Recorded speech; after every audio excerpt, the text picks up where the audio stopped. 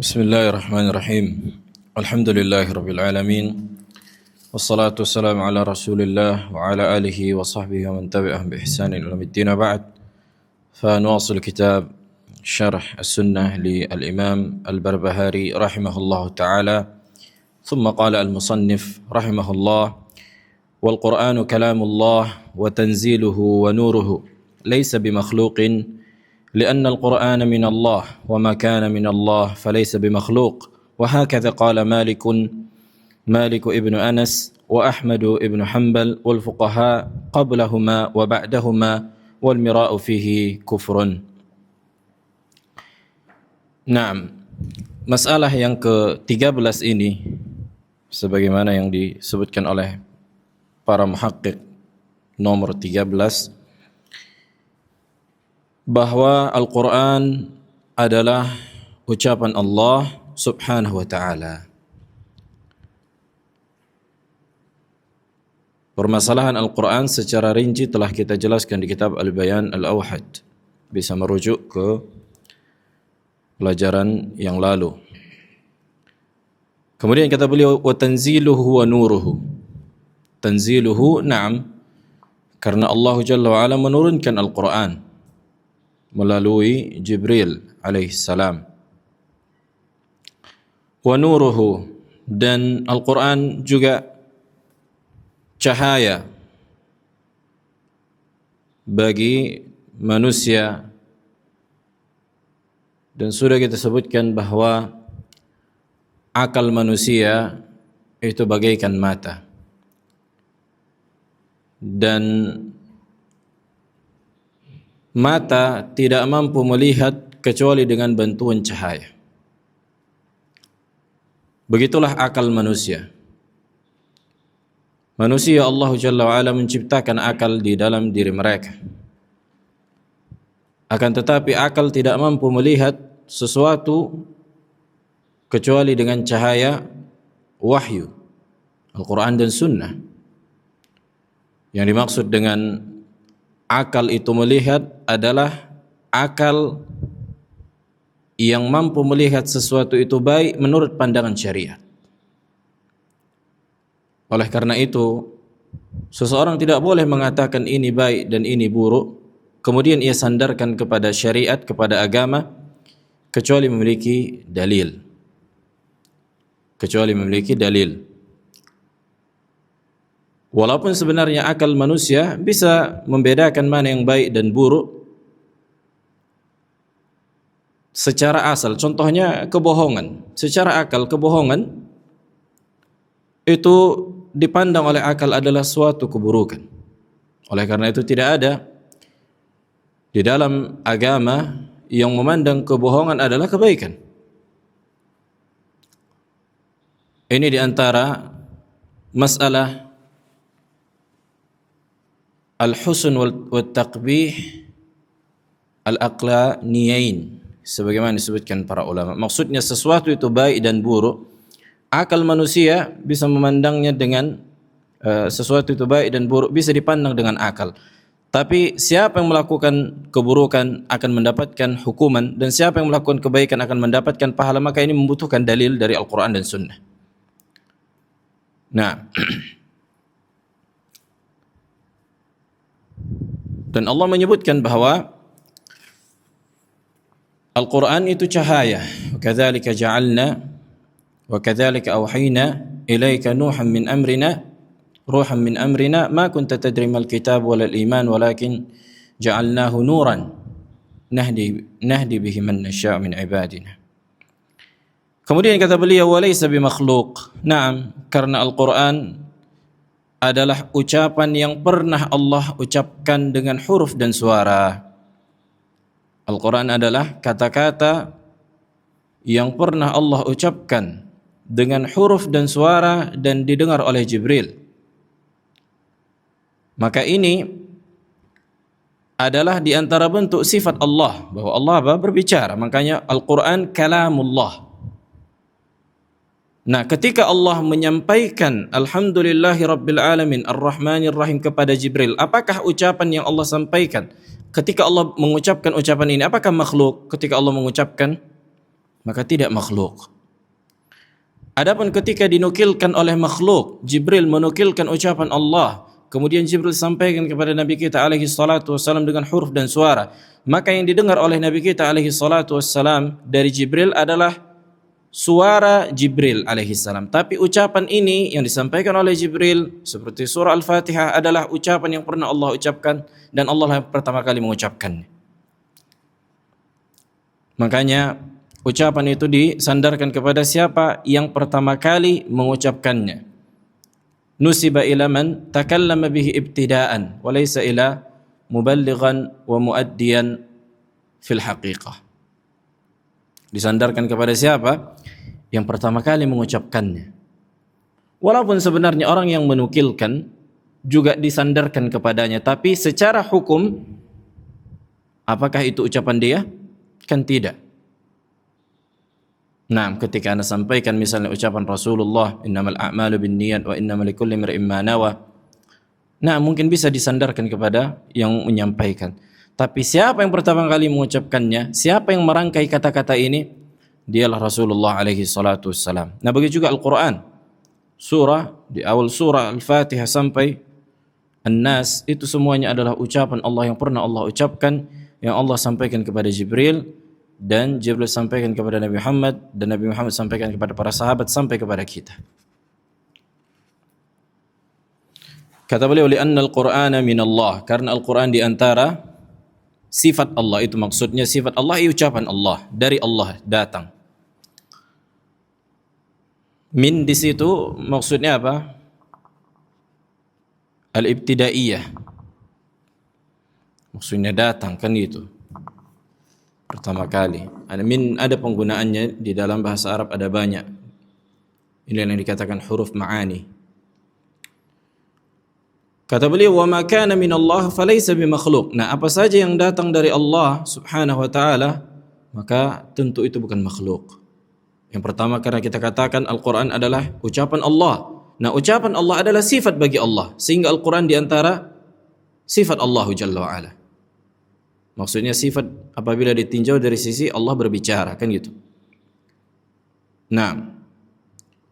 Wa hakadha qala Malik ibni Anas. Naam.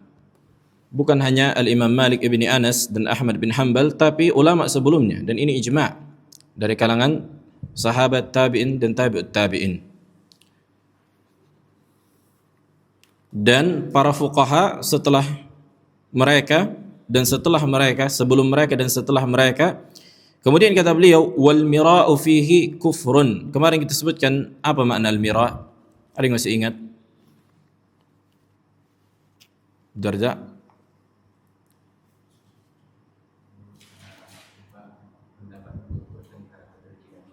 Naam?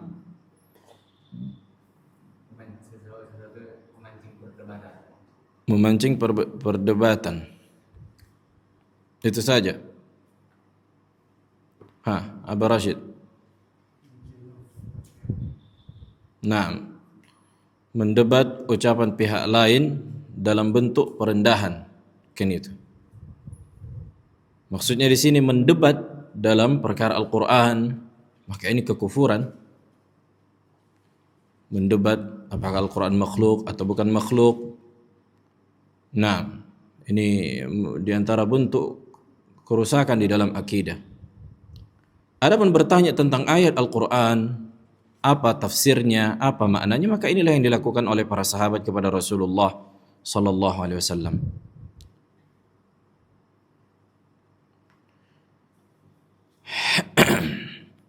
Nah, dan dalil-dalil yang menyebutkan bahwa Al-Quran ucapan Allah ada sangat banyak. Ada yang masih ingat? Apa di antaranya? Bahwa Al-Quran adalah ucapan Allah. Di surah Taubah Allah menyebutkan, wa in ahadu minal musyrikin istajaraka fa'ajirhu hatta yasma'a kalam Allah. Apabila ada salah seorang kaum musyrikin yang datang kepadamu wahai Nabi, meminta istijar, yakni meminta perlindungan dengan membayar jizyah, tinggal bersamamu, silahkan penuhi apa? Permintaan mereka sampai mereka mendengar ucapan Allah. Lihat. Apakah orang musyrik mendengar ucapan Allah langsung dari Allah? atau dari manusia yang membaca di dalam salat mereka sebagaimana yang terjadi pada sebagian sahabat, ya kan, Thumamah dan yang lainnya ketika Rasulullah membaca surah Tur, hal min na'am. Maka yang dimaksud dengan hatta yasma'a kalam Allah, sampai orang musyrik mendengar ucapan Allah, adalah manusia membacakan ucapan Allah. Saksi bahasannya itu dia. Nah, orang yang membaca ucapan Allah dikatakan ini ucapan Allah. Dikatakan ucapan Allahu Jalla wa Ala, kalamullah. Dan Al-Imam Al-Barbahari rahimahullah pada kitab ini, kemarin sebelumnya dalam permasalahan asma wa sifat kita sebutkan apa di antaranya beliau sebutkan? Pertemuan kemarin ada yang masih ingat tentang penetapan? Ya ada yang ingat? Saking banyak yang dibahas. Haba jihad kan hadir kemarin. Ada yang ingat? Ada beberapa masail kita sebutkan kemarin. Pertama, masalah istiwa, ya kan? Istiwa Allah di atas arsy. Kemudian apa lagi? Ilmu Allah di kulli makan, ma'iyah. Sudah kita sebutkan kemarin. Langsung lupa. Laisa kamitslihi syai', bahwa Allah yang pertama kali, wal awwal wal akhir. Maka ini sudah kita bahas. Kemudian beliau menyebutkan masalah Al-Quran kalamullah.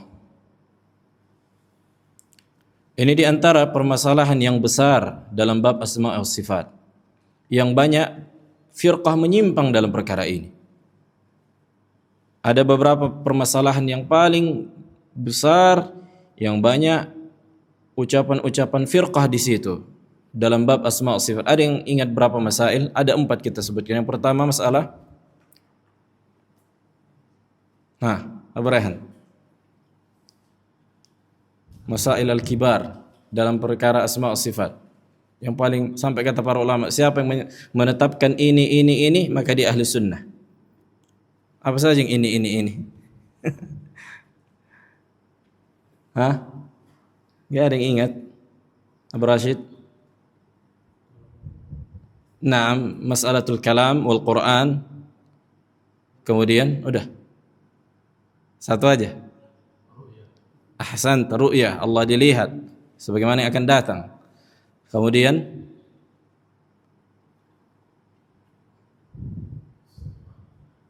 al-ulu wal istiwa. Al-ulu wal istiwa. Nah, yang pertama al-kalam wal Quran, ini satu paket karena Al-Quran itu cabang dari sifat al-kalam. Kemudian apa? Al-ulu wal istiwa. Ulu itu asal, cabangnya istiwa. Kemudian apa? Ar-ru'yah, bahwa Allah dilihat sebagaimana yang akan datang insyaallah. Maka sampai kata para ulama, sebagian ulama mengatakan, siapa yang menetapkan Allah dilihat? Siapa yang menetapkan Allah di atas seluruh makhluk istiwa di atas arsy? Siapa yang mengatakan Allah berbicara dan Al-Quran adalah ucapan Allah? Fa innahu min ahli sunnah. Dia ahli sunnah sudah.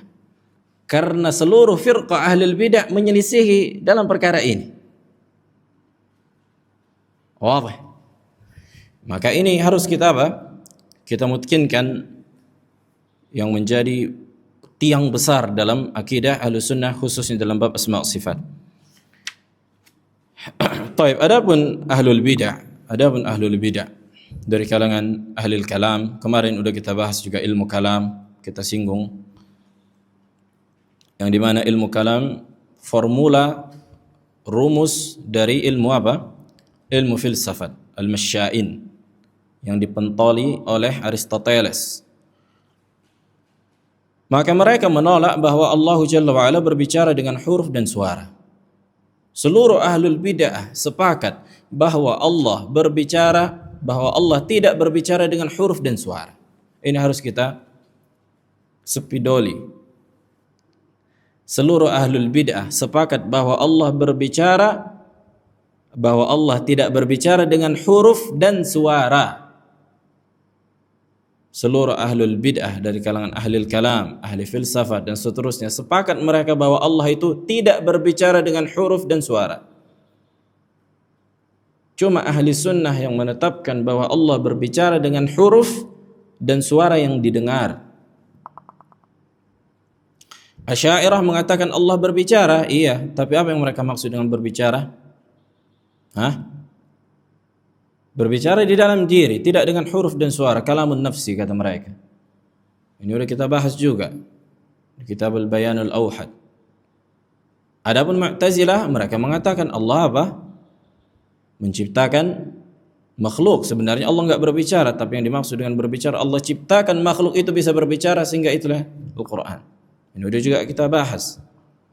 Nah, kita enggak akan bahas lagi sebagaimana di kitab Al-Bayanul Awhad karena panjang kan gitu. Kita bahas secara inti-inti yang besar.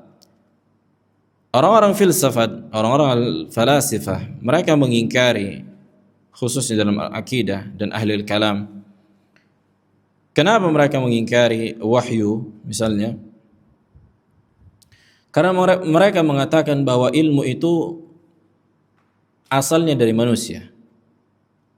Ilmu asalnya dari manusia, ini yang pertama. Kemudian yang kedua, kata mereka, wa annal ma'lumat wal 'ulum mahsuratun fil mahsusi al musyahad. Bahwa ilmu itu sebagaimana asalnya dari manusia harus bisa dibuktikan dengan indrawi. Harus bisa dibuktikan dengan indrawi. Apa yang dimaksud dengan indrawi? Bisa dijangkau oleh panca indera. Jelas. Ini kan sering ya, makanya sih ada influencer, YouTuber sebenarnya dia katakan bahwa ilmu agama itu bukan ilmu katanya. Ini konsep Aristoteles. Mereka mengatakan bahwa ilmu itu sesuatu yang bisa dibuktikan dengan indrawi, dengan panca indera. Ya, ini berarti udah nggak ada agama. Karena agama diantara perkara-perkara kabar, perkara yang gaib. Berarti udah jangan kita katakan ada surga neraka, jangan kita katakan ada pencipta, jangan ada malaikat. Karena apa? Tidak bisa kita jangkau dengan apa? Panca indera kita, kaifiatnya, wujudnya kan gitu. Walaupun efeknya bisa kita jangkau. Contohnya misalnya ada yang pencipta. Bisa nggak ditetapkan oleh akal? Bisakah akal menetapkan adanya pencipta? Naam, bisa, jelas. Bahkan itu fitrah. Kita lihat alam semesta ini, mungkinkah alam semesta ini terjadi begitu saja tanpa ada yang menciptakan? Nggak mungkin. Nah, tidak mungkin alam semesta ini yang begitu indahnya, langit dan malam berganti. Mungkinkah itu terjadi begitu saja? Nggak ada yang mengatur alam semesta ini. Mustahil. Makanya Allah senantiasa perintahkan dalam Al-Quran, fasiru fil ard. Coba jalan-jalan sekali-sekali, tengok langit dan bumi. Kan itu supaya kalian sadar bahwa kalian itu diciptakan oleh Allah. Bisa jadi manusia lupa karena kesibukan sehari-hari. Nah, طيب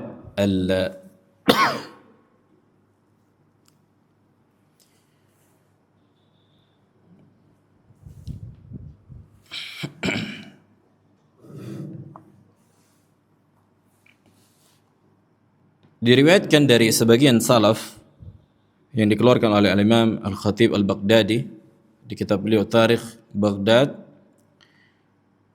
dari jalan Ikrimah. Beliau berkata, syahidtu Ibn Abbas shalla ala janazati rajulin minal ansar. Aku menyaksikan bahwa Ibn Abbas itu salat jenazah, mensalatkan atau salat di salah seorang ansar yang wafat. Falamma suwiya fi al-lahad wa huthiya at-turab alayhi qama rajulun minhum faqala Allahumma rabbal Qur'an irhamhu. Nah, ketika setelah selesai disolatkan, kemudian dikuburkan, mulai ditutup dengan tanah, datanglah seseorang berdiri dan berdoa, Allahumma rabbal Qur'an, ya Allah pemilik Qur'an, ampunilah jenazah ini. Dia katakan apa? Allahumma rabbal Qur'an, wahai Allah pemilik Al-Qur'an, rabbal Qur'an. Tamam. Kemudian kata Allahumma rabbal Qur'an, awsi' alaihi madakhilah. Wahai Rabb pemilik Al-Quran atau pencipta Al-Quran. Maknanya Rabb, pemilik, pencipta, pengatur. Maka luaskan apa? Tempat tinggalnya di barzakh. Faltafata ilaihi Ibnu Abbas mughdaban faqala ya Abdullah ama tattaqi Allah. Kemudian Ibnu Abbas pun menghadap dia dan memarahinya. Ya Abdullah, enggak bertakwalah kau sama Allah. Nah, dan mengulangnya 2 kali, 3 kali. Kemudian Ibnu Abbas mengatakan, ama alimta anna al-Qur'ana minhu? Apakah ente tidak tahu bahwa Al-Quran ini datang dari Allah? Menunjukkan bahwa tidak boleh seseorang mengatakan Rabbul Quran. Wadih. Tidak boleh seseorang mengatakan Rabbul Quran, karena Al-Quran itu bukan marbub, bukan makhluk, bukan diciptakan. Ini adalah ucapan Allah yang pernah Allah ucapkan di antara sifat Allah. Jelas?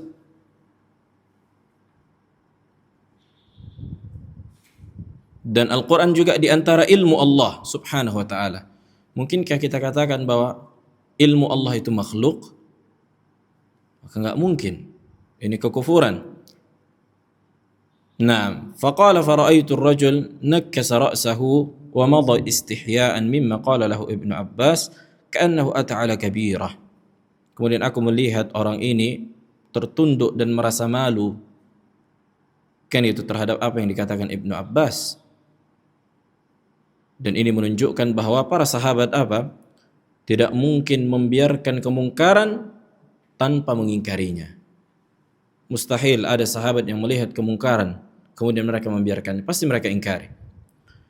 Berkata Syekhul Islam Ibn Taimiyah tentang kisah ini yang diriwayatkan dari Ikrimah, qala kana Ibn Abbas fi janazatin falamma wudi'a al-mayyit fi lahdihi qama rajulun faqala Allahumma rabbal Qur'an ighfir lah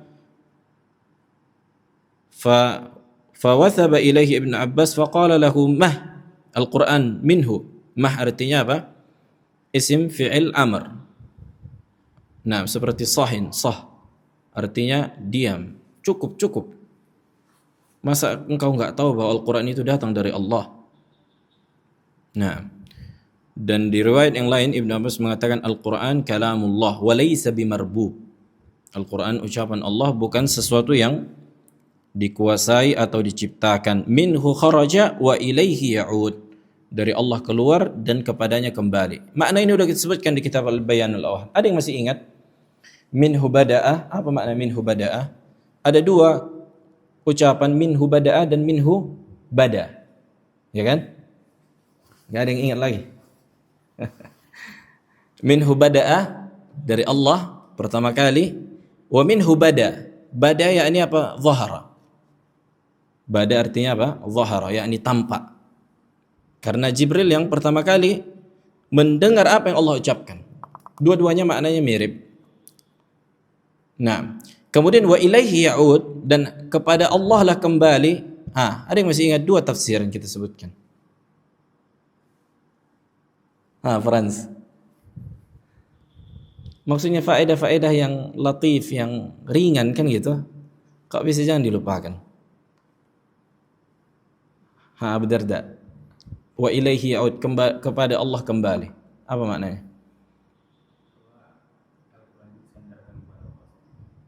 Iya, apa maksudnya 2 kemarin kita sebutkan 2 tafsiran.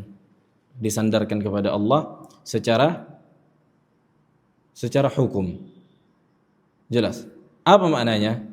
Ini yang pertama, tafsiran pertama, minhu bada'a wa ilaihi ya'ud hukman, secara hukum. Artinya ketika kita mengucapkan Alhamdulillahi Rabbil Alamin, ini dikembalikan hukumnya kepada ucapan Allah. Kemudian yang di mushaf itu ucapan Allah. Kemudian yang dihafal di dalam hati ucapan Allah. Kan itu Al-Quran kalamullah haitsuma tasarraf. Al-Quran itu ucapan Allah gimana pun bentuknya, sawa'un kana fi al-malfuz, yang diucapkan, yang ditulis, yang dihafal, dan yang dikatakan, ya kan? Yang diucapkan kemudian ditulis dalam mushaf, itu ucapan Allah. Terus apa lagi? Dihafal di dalam dada, ucapan Allah. Apa lagi?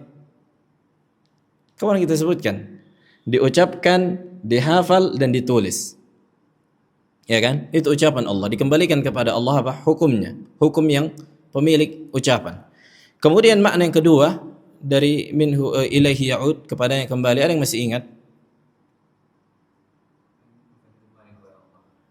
Taib, akan kembali kepada Allah. Bagaimana kembalinya? Yang pertama secara hukum, yang kedua amal ibadah. La. Sebutkan dalam hadis. Ahsan, na'am. Al-Quran di hari kiamat akan hilang dari dada-dada manusia, dari mushaf hilang, orang nggak tahu. Nah, jelas. Itulah makna disebutkan dalam hadis turfa, kan gitu. Yadrusul Islam. Islam ini akan hilang, kemudian orang-orang tidak akan mengenal lagi. Begitu juga disebutkan dalam hadis la taqumus sa'ah hatta la yuqalu fil ardi Allah Allah. Tidak akan terjadi hari kiamat sampai enggak ada lagi di muka bumi yang mengatakan Allah, zikir. Maksudnya orang-orang udah lupa udah semua. Itu makna dari diangkatnya ilaihi ya'ud, kepada Allah kembali, artinya akan dihapuskan di muka bumi di hari kiamat nanti. Karena yang merasakan hari kiamat adalah orang-orang kafir. Taib, orang yang mengatakan Al-Quran makhluk itu kafir bil ijma'. Orang-orang yang mengatakan Al-Quran makhluk kafir bil ijma'. Enggak bisa kita nukilkan. Di antara yang mengatakan ini Al-Imam Ahmad dan para ulama yang lain, Sufyan Ats-Tsauri, yang lain ada banyak. Berkata Imam Ahmad, sebagaimana disebutkan Ibnu Taimiyah rahimahullah, kita sampaikan sedikit. Kata beliau, qila li Ahmad bin Hanbal, inna an-nasa qad waqa'u fi amri al-Quran, fa kaifa aqul? Sesungguhnya manusia mulai nih mengkorek-korek masalah Al-Quran makhluk atau bukan makhluk. Terus apa yang harus aku katakan? Ada orang berkata kepada Al-Imam Ahmad, qala alaysa anta makhluqan? Al-Imam Ahmad berkata kepada orang yang bertanya, bukankah engkau makhluk? Faqultu na'am. Aku berkata, iya, aku makhluk. Qala kalamuka minka makhluqun. Bukankah ucapanmu itu kan darimu, sehingga hasilnya makhluk juga, bukan? Qultu na'am, dia mengatakan iya. Qala awalaysa al-Qur'anu min kalamillah? Lihat dakiknya ucapan Imam Ahmad. Kata beliau, bukankah Al-Quran di antara ucapan Allah? Karena ucapan Allah bukan hanya Quran, termasuk di antaranya ucapan Allah adalah Taurat, Zabur, Injil, dan seterusnya, kan gitu. Na'am. Qultu na'am, dia mengatakan na'am. Qala wa kalamullahi min Allah. Bukankah ucapan Allah datang dari Allah? Faqultu na'am, dia mengatakan iya. Qala fayakunu min Allahi syai'un makhluk. Terus bisa jadi yakni sesuatu yang datang dari Allah kemudian jadi makhluk? Maka jawabannya tidak, tentunya. Nah, maka Al-Quran ucapan Allah adalah ucapan yang pertama kali Allah ucapkan kepada Jibril, kan gitu. Adapun yang dinukilkan manusia, suara manusia makhluk. Tapi ucapan yang diucapkan manusia ketika mengucapkan ayat Al-Quran ini dikembalikan kepada Allah. Jelas. Jangan sampai memang ini masalah yang daqiq. Ini masalah kalam, harus dimungkinkan. Orang-orang enggak bisa membedakan antara suara dia dan tinta yang dituliskan di mushaf dan hukum dari ucapan yang dituliskan pada mushaf dan ucapan yang diucapkan ketika diucapkan. Ya kan? Contohnya kita katakan alhamdulillahi rabbil alamin arrahmanir rahim maliki yaumiddin ila akhiril ayah, surah Al-Fatihah. Suara ini suara siapa? Suara kita yang mengucapkan. Tapi ucapan ini, ucapan siapa? Ucapan Allah Jalla wa'ala. Jelas. Sesimpel itu. Dan Allah lah yang pertama kali mengucapkan ucapan ini kepada Jibril dengan huruf Allah dan suara Allah. Dengan huruf Allah dan suara Allah. Kita menukilkan ucapan Allah. Ini karena mereka menyamakan Allah dengan makhluk. Berarti kalau Allah mengucapkan alhamdulillahi rabbil alamin, kemudian manusia mengucapkan alhamdulillahi rabbil alamin, berarti manusia bisa meniru ucapan Allah. Ini pikiran mereka. Jelas? Ya kan, ini di antara syubhat. Berarti manusia bisa meniru apa? Ucapan Allah. Jangan kita bilang apa?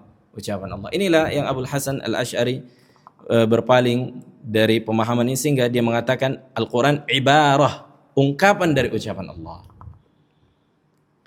Nah, insyaallah bisa dirujuk kembali di kitab Al-Bayanul Awhad, masalah Al-Quran dan masalah Al-Kalam. Taib. Kita lanjutkan. Qala Al-Imam Al-Barbahari rahimahullah. Siapa nama Al-Imam Al-Barbahari ya Kevin?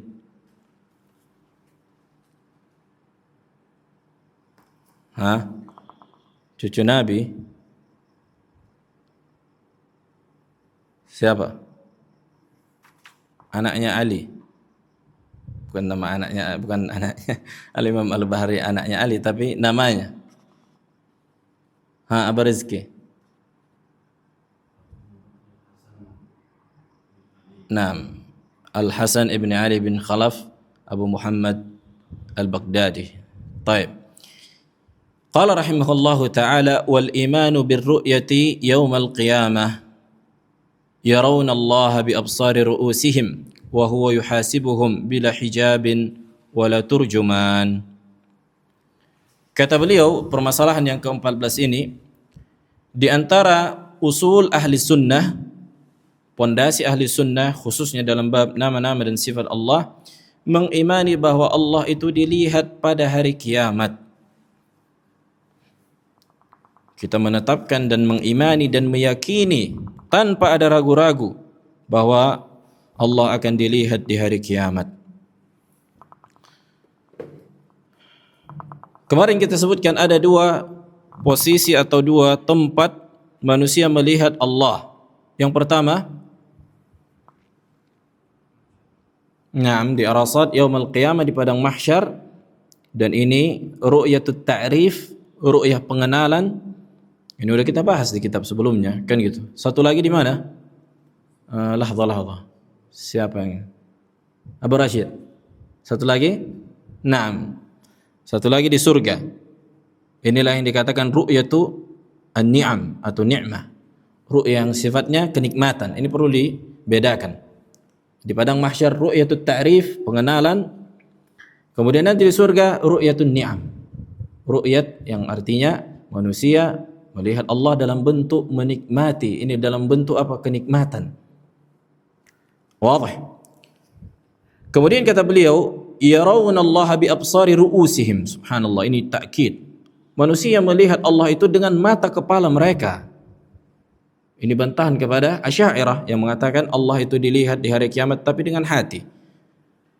Nah, dan Allah pun menghisab mereka nanti di hari kiamat tanpa ada hijab dan tanpa penerjemah. Naam. Tanpa ada hijab dan tanpa ada penerjemah. Masalah tanpa hijab artinya mereka akan melihat Allah. Kemudian disebutkan dalam hadis bahwa orang yang beriman ketika Allah menghisab dia, maka Allah akan meletakkan al-kanaf.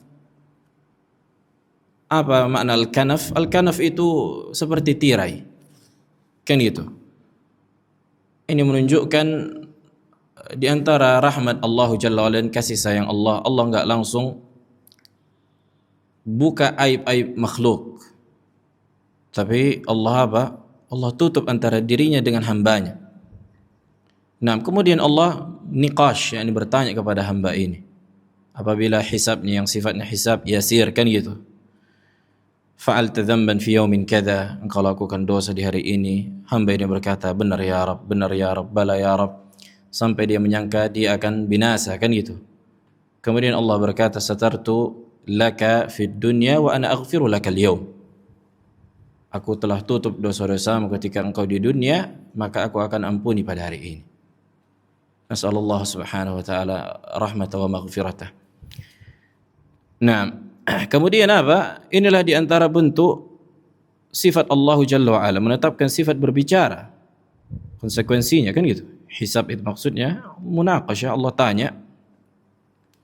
Kemudian makna bila turjuman, tanpa penerjemah, menunjukkan bahwa Allah yang langsung berbicara dengan hambanya dan dengan bahasa yang Allah kehendaki. Nah, ini kabar gembira juga bagi orang yang tidak bisa berbahasa Arab. Bahwa apa? Bahwa Allah Jalla wa'ala akan membuat manusia memahami ucapannya dan mereka pun bisa berbicara dengan bahasa yang Allah fahami. Dengan bahasa apa? Allahu a'lam. Apakah dengan bahasa Arab atau bahasa selain Arab? Tidak ada dalil yang tegas menunjukkan bahwa hari kiamat nanti akan digunakan bahasa Arab komunikasi antara manusia dengan manusia yang lain atau manusia dengan Allah. Tidak ada dalil yang tegas menjelaskan hal itu. Allahu a'lam. Nah, bukankah disebutkan dalam innakum satarawna rabbakum kama tarawna al-qamar, innakum, apa hadisnya? Na'am. Pertama ayat, ada yang masih ingat ayatnya bahwa Allah akan dilihat pada hari kiamat? Kemarin kita hafalkan satu-satu. Yang paling mudah dulu, yang paling jelas surah Al-Qiyamah. Abrahan.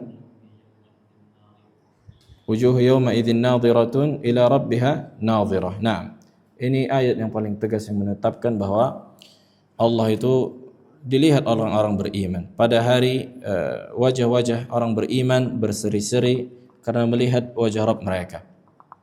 Nah, ada lagi. Istinbat ayat, istihdar. Abu Rashid. Ayat menetapkan bahwa Allah dilihat di hari kiamat. Begitu banyak ayat kita sebutkan sampai kita. Naam. Naam, ahsan. Kalla innahum an rabbihim yawma idzin lamahjubun. Naam, ahsant. Pada hari ketika orang-orang kafir dihijab dari Rabb mereka, dan para ulama sepakat bahwa yang dimaksud dari ayat ini orang beriman akan melihat Rabb mereka. Mafhumul mukhalafah. Ya kan? Orang-orang kafir pada hari kiamat akan dihalangi dari melihat Rabb mereka, menunjukkan orang beriman akan melihat Rabb mereka. Karena kalau orang beriman pun dihalangi dari Rabb mereka, terus apa bedanya orang kafir dan beriman?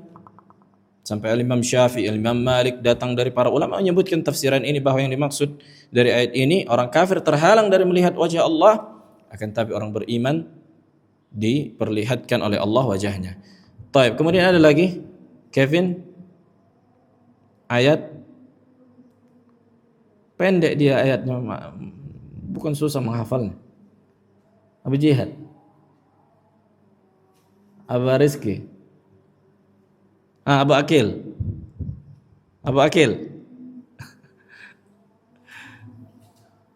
Abu Darda.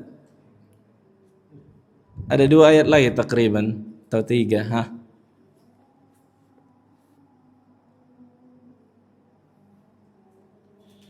Di surah, di juz Amma itu. Di atas dipan-dipan mereka memandang. Iya, coba apa? Iya, apa banyak ayatnya? Nah, ahsan. Alal araiki yanzurun. Di atas dipan-dipan mereka melihat. Kata para ulama dan tafsir dari para salaf, melihat apa? Melihat seluruh kenikmatan. Kan gitu. Hadful ma'mul yadullu 'ala al-umum, maka kenikmatan yang paling besar adalah melihat wajah Allah Jalla wa Ala. Kemudian datang tafsiran dari hadis Nabi alaihi salatu wasallam, akan tapi banyak riwayat yang dhaif, tapi maknanya itu. Kemudian ada lagi satu lagi. 2 lagi. Harus diasah kan gitu. Lilladzina ahsanul husna wa ziyadah. Nah, lilladzina ahsanul husna wa ziyadah wa ladaina mazid. Nah, maka ayat ini menunjukkan mazid ziyadah itu sebagaimana yang datang dari tafsirannya dari Nabi sallallahu alaihi wasallam yang sebagaimana dikeluarkan oleh Imam Muslim.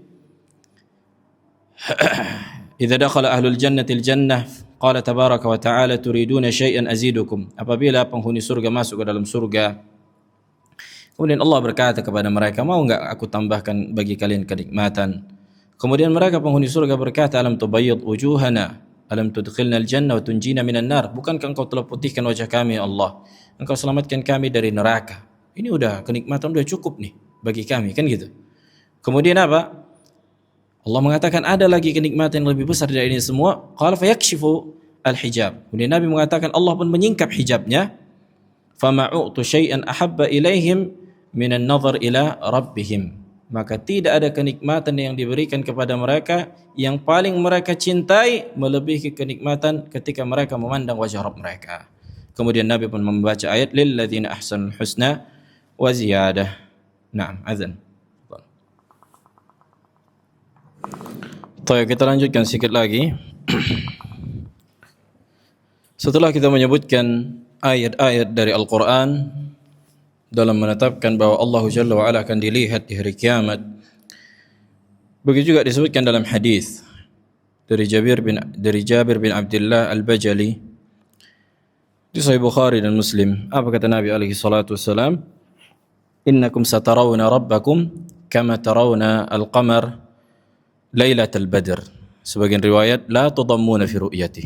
Ada banyak lafaznya tapi berputar pada itu.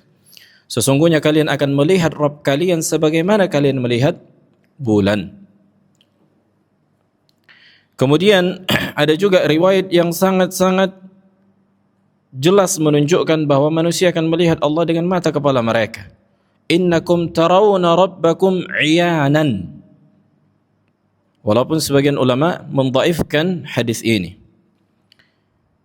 Dan para ulama yang mendhaifkan hadis ini bukan menolak sifat ru'yah, tapi melihat dari sisi riwayat. Nah, bukan karena apa? Menolak sifat bahwa Allah dilihat. Nah, tapi karena melihat dari sisi riwayat. Tapi kita katakan hadis ini sahih secara makna, kan gitu. Secara makna hadis ini sangat gamblang menunjukkan Allah dilihat dengan mata kepala. Ini bantahan kepada Asy'ariyah juga. Apa i'rab iyanan? Abu Darda. Innakum satarawna rabbakum iyanan. Mansub. Kan gitu. Apa i'rabnya? Maf'ul mutlaq. Innakum satarawna rabbakum iyanan. Maf'ul mutlaq. Nah, bisa maf'ul mutlaq, bisa hal. Bisa maf'ul mutlaq, bisa hal. Sesungguhnya kalian akan melihat Rabb kalian, dalam rangka menekankan kalau maf'ul mutlaq atau hal, keadaan kalian dalam dengan mata kepala kalian. Nah, hal itu artinya kan keadaan mereka.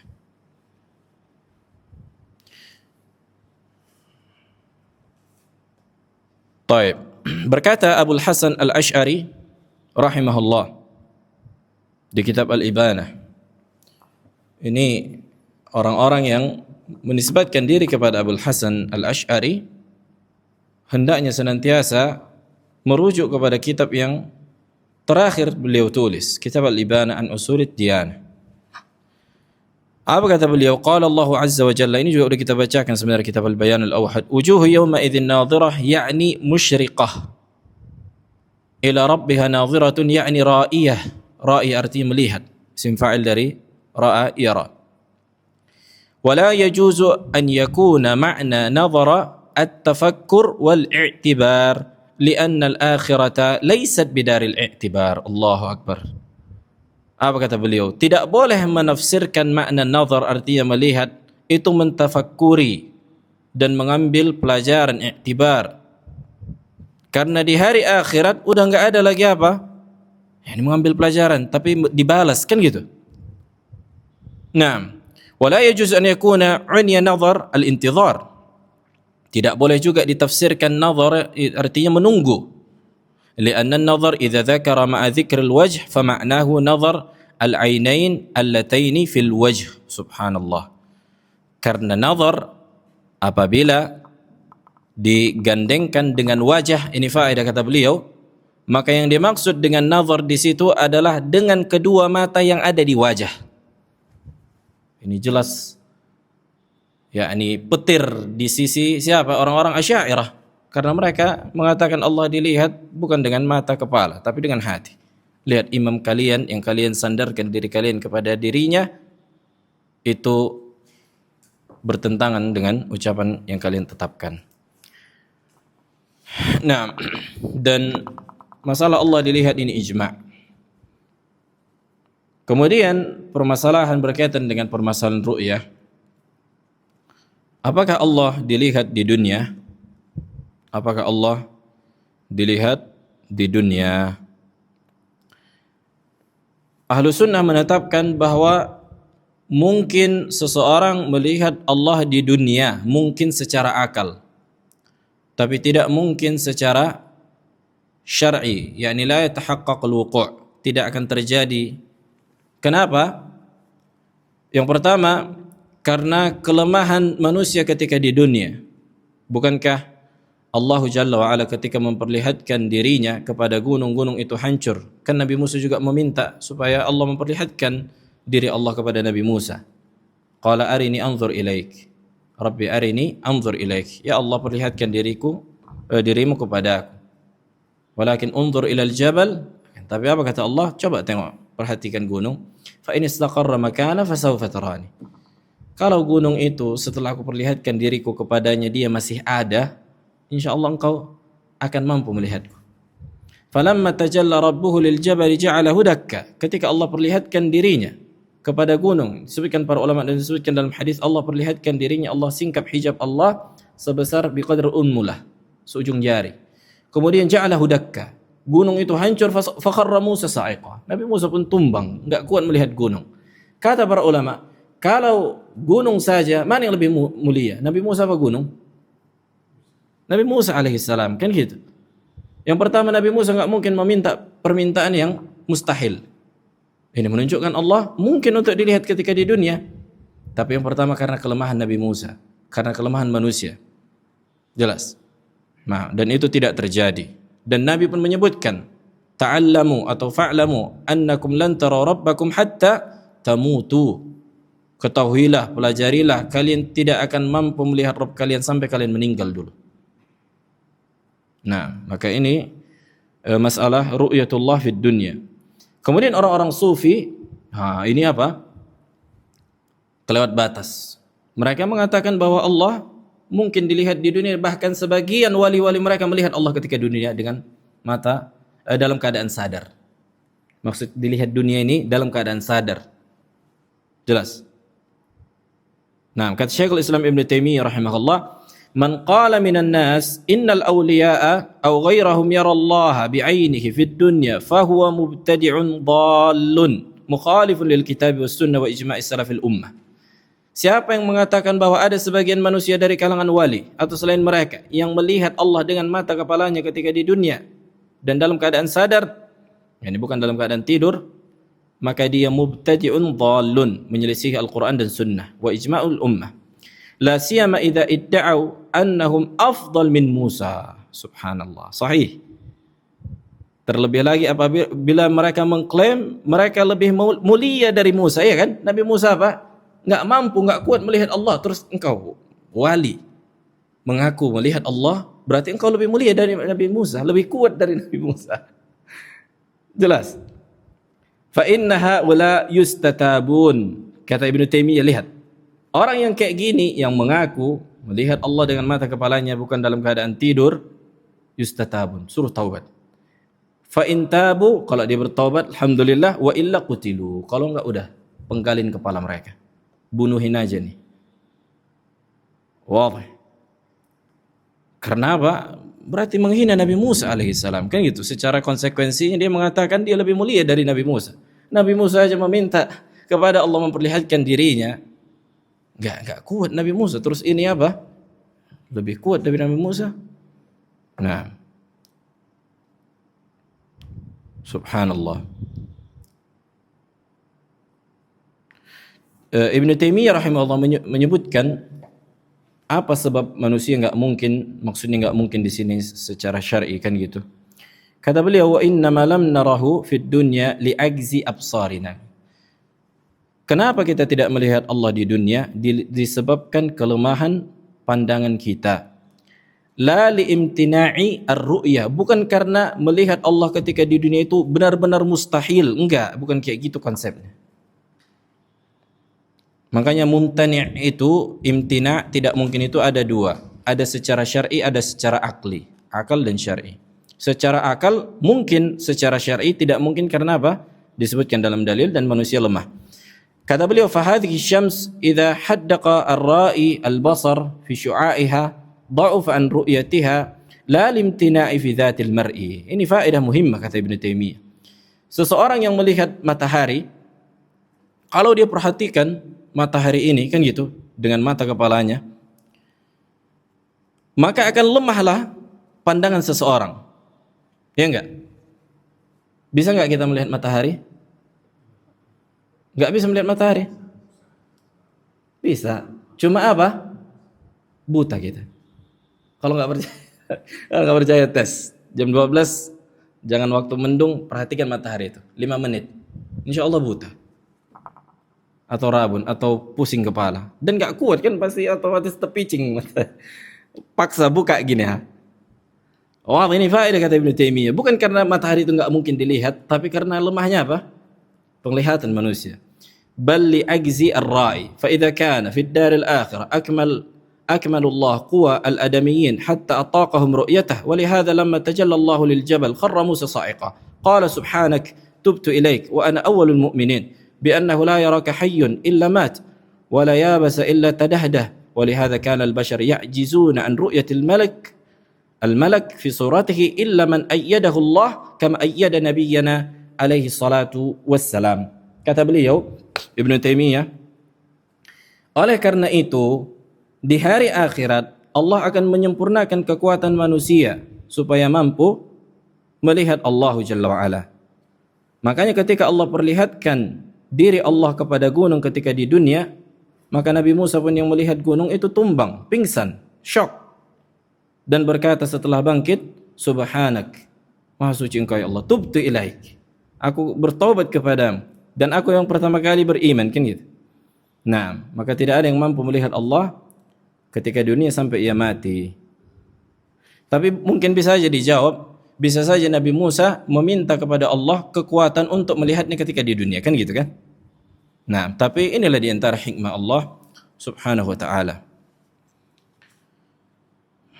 Hadis yang kita sebutkan tadi diriwayatkan Muslim. Kata Nabi sallallahu alaihi wasallam, "Ta'allamu annahu lan yara ahadun minkum rabbahu hatta yamutu." Ketahuilah, pelajarilah, tidak ada seorang pun di antara kalian yang mampu melihat Allah ketika di dunia sampai dia mati dulu. Ini riwayat riwayat Muslim.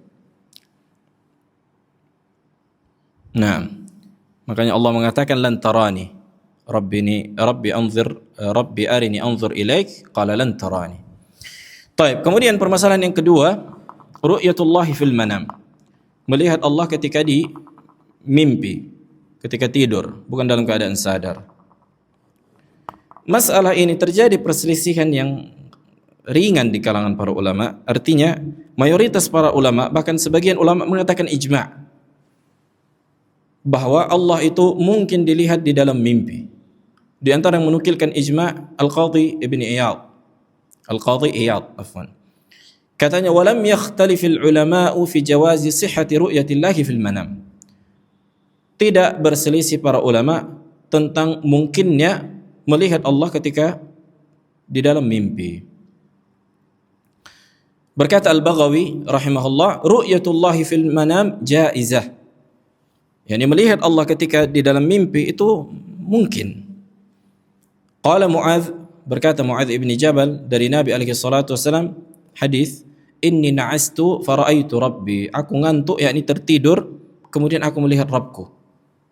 Nah, ini juga sudah kita bahas. Nabi juga disebutkan dalam hadis melihat Allah fi ahsani surah. Fara'aitu rabbi fi ahsani surah, dan aku melihat Rabbku dalam bentuk yang paling indah. Dalam bentuk yang paling indah. Nah, makanya orang-orang Jahmiyah akan anti dengan mendengar hadis-hadis ini. A'udzubillah, kita sebagian mereka kayak gitu. Mereka tembak orang-orang ahli sunnah dengan mengatakan kalian musyabbihah, mujassimah. Kenapa? Hanya karena kita menetapkan apa yang oleh Rasulullah tetapkan dalam hadis. Ini kita karang-karang hadis ini. Kalau mau bantah hadisnya. Katakan dhaif, jelaskan periwayatnya. Bukan kalian katakan ini enggak masuk akal. Nah, sampai disebutkan dalam hadis itu apa? Fa wada'a kaffaihi ala katifayya. Kemudian Allah, ketika aku melihat Allah di dalam mimpiku, Allah letakkan kedua tangannya di bahuku, hatta ahussu barda anamilihi, sampai aku rasakan dinginnya jari jemarinya. Nah, maka apa? Kalau para ulama berselisih memang tentang hadis ini, tapi mayoritas para ulama yang ana pelajari wallahu alam hadisnya sahih. Ibnu Rajab mensahihkannya, Al-Albani dan seterusnya. Tapi siapapun yang mendhaifkan hadis ini kemudian mengatakan yakni melihat Allah di dalam mimpi enggak mungkin, maka bukan Jahmiyah. Bukan Jahmiyah. Karena apa? Dia melihat hadis yang enggak sahih. Karena mempelajari riwayatnya, ada ilahnya, ada kecacatan di situ, silahkan. Tapi kalau engkau ingkari karena mengatakan ini enggak masuk akal, karena nanti jisim, karena ini nanti sesuai dengan pemahaman Aristoteles, bertentangan dengan pemahaman Aristoteles, engkau Jahmi. Nah,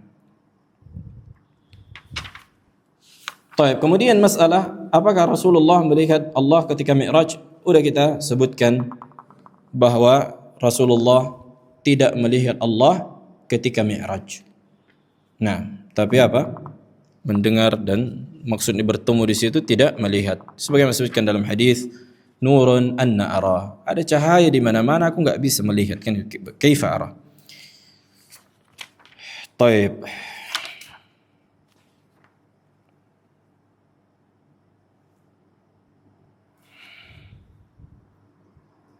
Kemudian masalah, apakah orang-orang kafir melihat Allah Subhanahu wa taala? Ada yang masih ingat permasalahan ini?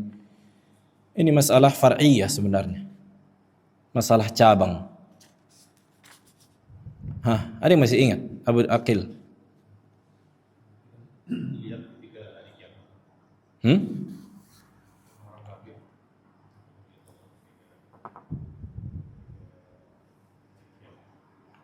Ketika hari kiamat.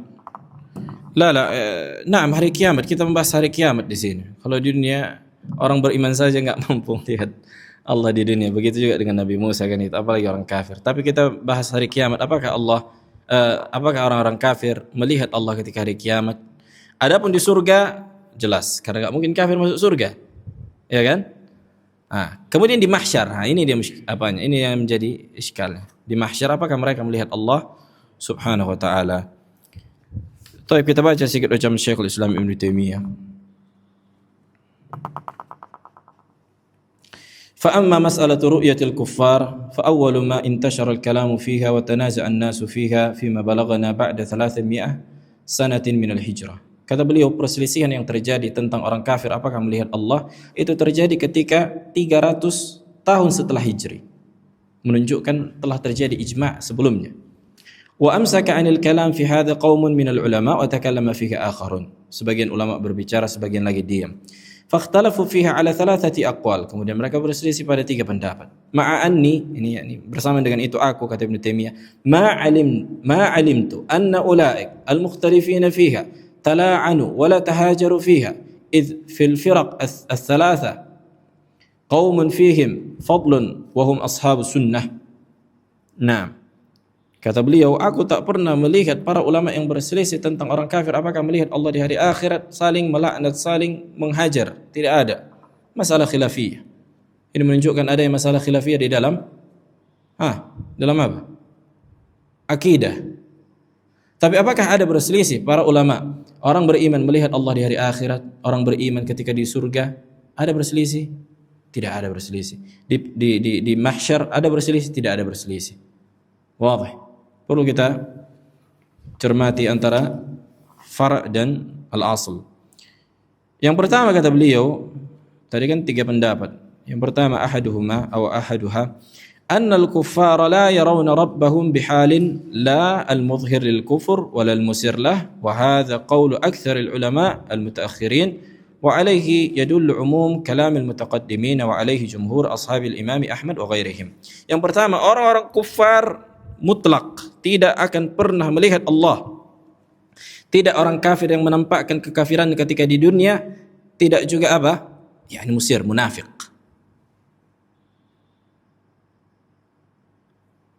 Ini labud an nuharrir mahall an-niza'. Harus kita temukan titik permasalahannya. Yang pertama, kita yakin orang kafir tidak akan mungkin melihat Allah ketika di surga, karena kafir gimana mau masuk surga? Kemudian di padang mahsyar, ini dia apa? Perselisihannya di padang mahsyar. Orang beriman sepakat para ulama akan melihat Allah ru'yah at-ta'rif, yang melihat sifatnya pengenalan. Hadis surah Sahih Bukhari dan Muslim. Kemudian orang kafir apakah juga melihat Allah? Ini menjadi perselisihan. Pendapat yang pertama yang mengatakan apa? Orang kafir tidak akan pernah melihat Allah sama sekali. Jelas, baik itu kafir yang terus terang dia kafir atau munafik. Ini pendapat yang pertama. Pendapat yang kedua, annahu yarahu man azhara at-tauhid min mu'mini hadhihi al-ummah wa munafiqiha wa ghabaratin min ahli al-kitab wa dhalika fi arasati al-qiyamah thumma yahtajibu 'anil munafiqin fala yarawnahu ba'da dhalik wa hadha qawlu Abi Bakar ibn Khuzaimah min a'immati ahli sunnah wa qad dzakara al-qadhi Abu Ya'la ila akhirih. Pendapat yang kedua yang mengatakan orang-orang yang menampakkan tauhid serta orang-orang munafik kan di dunia menampakkan Islam kan gitu kan, seolah-olah bertauhid. Melihat Allah nanti ketika di padang mahsyar. Kemudian Allah apa? Menghijab dirinya dari orang-orang munafik. Habis itu mereka tidak tahu mengikuti siapa. Orang beriman akan tetap melihat Allah dan mengikuti Allah nanti di padang mahsyar. Setiap kaum akan mengikuti apa yang mereka sembah nanti pada hari kiamat ketika di padang mahsyar ini, yang menggiring mereka ke dalam neraka waliyadzubillah. Al-thalith pendapat yang ketiga, anna al-kuffara yarawna ru'yat at-ta'rif wa ta'dhib kal-lis idza ra'a as-sultan thumma yahtajibu anhum liya'dhuma 'adhabuhum wa yashtadda 'iqabuhum wa hadha qawlu Abi al-Hasan ibn Salim wa ashabihi wa qawli ghairihim wa hum fil usuli al-muntasibun ila al-Imam Ahmad ila akhir kalam. Kata beliau, orang kafir juga sebenarnya akan melihat Allah di padang mahsyar, tapi penglihatan yang sifatnya azab bagi mereka. Penglihatan yang sifatnya apa? Azab. Berbeda dengan penglihatan orang beriman ketika melihat Allah ketika di mahsyar. Berbeda dengan orang kafir yang melihat Allah ketika di mahsyar. Kata beliau, kallis idza ra'a sultan, seperti pencuri yang udah kegep, udah terkepung ketika melihat hakim atau polisi. Gimana perasaannya? Pencuri, ketahuan mencuri, terkepung gak ada jalan. Don, jiper. Kan itu. Semakin apa? Batinnya semakin terazab di dalam. Ini kata Ibn Taimiyah rahimahullah. Kemudian Allah pun menghijab dirinya supaya menunjukkan besarnya azab mereka. Nah, ini ucapan Abil Hasan Ibn Salim dan selainnya, dan orang-orang yang menisbatkan diri kepada Imam Ahmad. Wadih. Jadi inilah khulasah dari orang kafir, apakah melihat Allah atau tidak. Ada 3 pendapat. Yang pertama mengatakan orang kafir tidak melihat Allah secara mutlak. Yang kedua yang mengatakan na'am, Allah, orang kafir tidak melihat Allah, tapi orang munafik melihat Allah. Karena munafik kafir, tapi akhirnya Allah akan menghijab dirinya dari munafik. Kalau kita perhatikan 3 pendapat ini, apakah saling bertolak belakang? Sebenarnya tidak saling bertolak belakang. Jelas. Sebenarnya tidak saling bertolak belakang. Allahu a'lam. Taib, ada pertanyaan?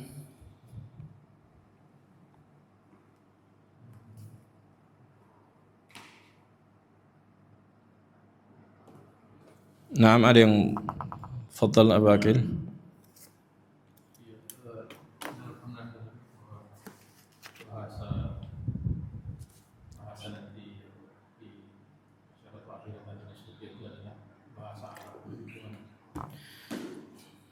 Apa dalilnya? Nah, enggak ada dalilnya yang sharih, yang spesifik menjelaskan bahwa manusia di hari akhirat berkomunikasi dengan bahasa Arab. Enggak ada dalilnya. Ana tidak menemukan dan para ulama sebelumnya pun tidak menemukan. Nah, adapun bukankah disebutkan dalam Al-Qur'an bahwa berkata penghuni surga kepada penghuni neraka, kan gitu? An afidhu alaina minal ma', mintakanlah kepada Allah supaya Allah mencurahkan air kepada kami, kata penghuni neraka kepada penghuni surga. Maka Allah sedang menceritakan yang nanti terjadi dengan bahasa Arab yang Allah turunkan di dalam Al-Quran. Bukankah hudhud, burung disebutkan juga pakai bahasa Arab? Apakah burung hudhud ketika berbicara dengan Nabi Sulaiman hakikatnya pakai bahasa Arab? Kan enggak. Semut disebutkan berbicara Hah, apakah pakai bahasa Arab? Kan enggak. Maka ini Allah sedang menceritakan apa yang terjadi nanti, hikayah. Bukan Al-Quran hikayah, tapi Allahnya menghikayahkan. Nabi Musa berkata kepada kaumnya, apakah dengan bahasa Arab? Bahasa Ibrani. Wah, ini udah kita jelaskan sebelumnya, bahwa tidak ada dalil yang tegas menunjukkan bahwa manusia akan berbicara dengan bahasa, dan itu bukan sesuatu yang penting kayaknya harus kita diketahui seseorang, tidak membangun efek dalam akidah. Kan itu maksudnya, kita nggak tahu bukan sesuatu yang menambah iman atau mengurangi iman. Kita tahu atau kita tidak tahu, yang jelas ada bahasa dengan huruf dan suara, itu yang disepakati. Nah, Allahu a'lam. Nah,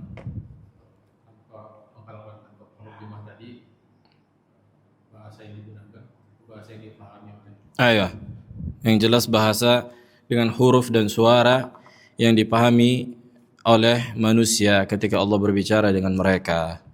Nah, adapun bahasa apa secara tegas digunakan, Allahu a'lam. Nah, dan ini juga berarti kan kabar gembira begitu kepada orang-orang yang mungkin orang ajam, orang Rusia, orang Cina, orang Alaska. Nah, sampai ada sebagian bapak-bapak waktu kita ngaji di bagian, dia bilang, nggak usah sedih kan itu. Iya, sempat sedih anak. Kayak mana lah nanti bicara sama Nabi ini di surga, Nabi pakai bahasa Arab. Allahu a'lam kan gitu. Nah, jangan takut. Subhanakallah wa bihamdika asyhadu an la ilaha illa anta astaghfiruka wa atubu ilaik.